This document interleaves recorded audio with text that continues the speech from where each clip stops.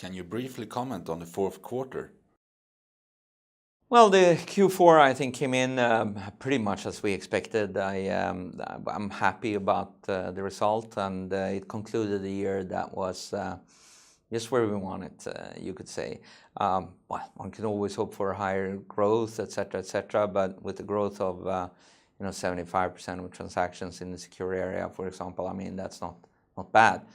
But specifically on the Q4, I think.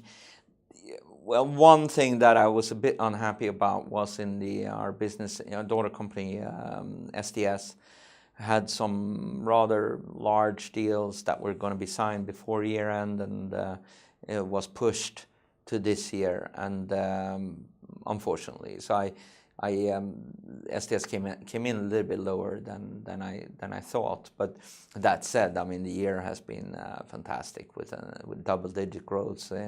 In profit in that area, so that was good. SEQR, of course, had a record quarter essentially in any way you count, and it just continues.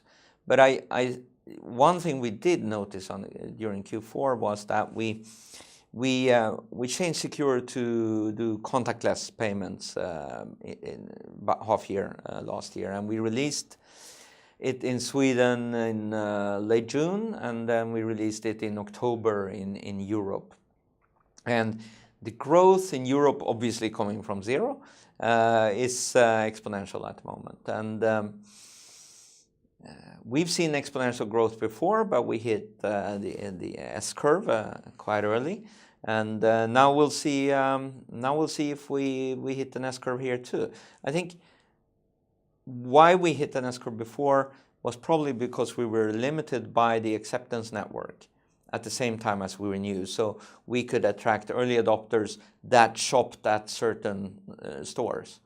Now we can attract early adopters that can shop anywhere because contactless most of the merchants have contactless now. So that means that SEQR is fully global. You can shop with it anywhere in the world. You can transfer money in real time all over the world as well. Also happened in the end of last year. So that was, I would say, SEQR had really good figures, and it continues. And contactless is going to be key here. What were you most and least satisfied with in 2016? Well, as I said, I mean, the 2016 has been, in my opinion, a very good year, and I'm happy with most of the stuff that we've done. I'm always unhappy internally because I think we develop too slow, etc. But obviously, I'm wrong about that. At least my management tells me that we're very quick.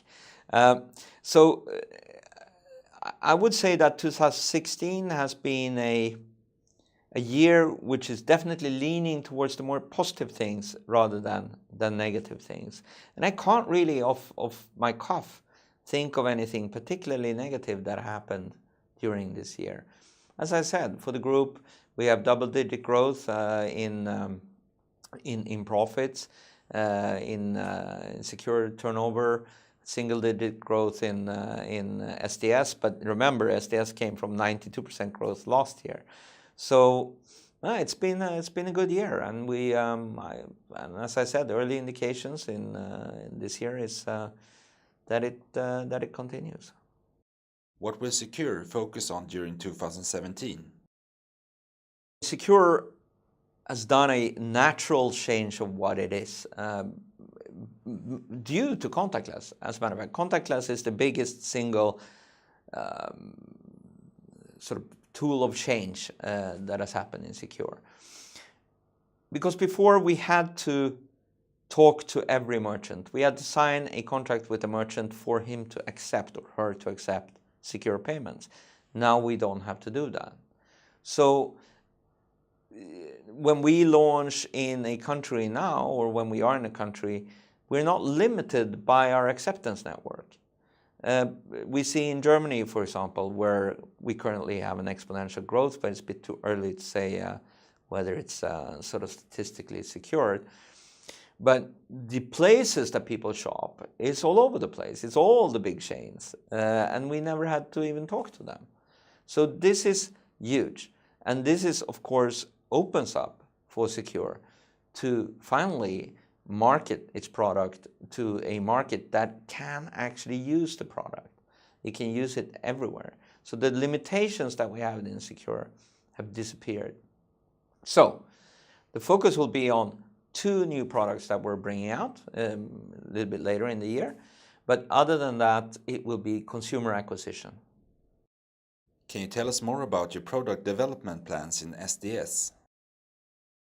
I mean, this is sort of a long story. 5 years we've focused our product mix. Now, since last year, we feel that we can expand the product mix a little bit more, which we will do again this year. And I don't want to go onto details, but I mean, one has to understand the size of SDS. I mean, SDS is today doing about 5.3 billion payments per year.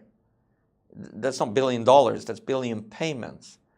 And compare that, I think MasterCard does 38 billion payments globally. So just to get a point of reference.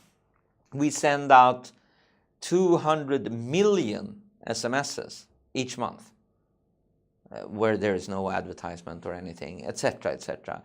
So we touch 675,000 resellers that have our software or connect to our software. I mean, all the amount of people that are using our service, the amount of resellers, the amount of SMSs, where we are as the infrastructure of payments in many countries. We should be able to capitalize on that fact in a better way or in a more efficient way than we've done so far. That said, I mean, I think we were lucky, or we did the right decision to narrow our product mix in order to focus on a high margin business. But now we see that we're so established, we're so big, we're such a big footprint, so we can squeeze more profits out of that with new products.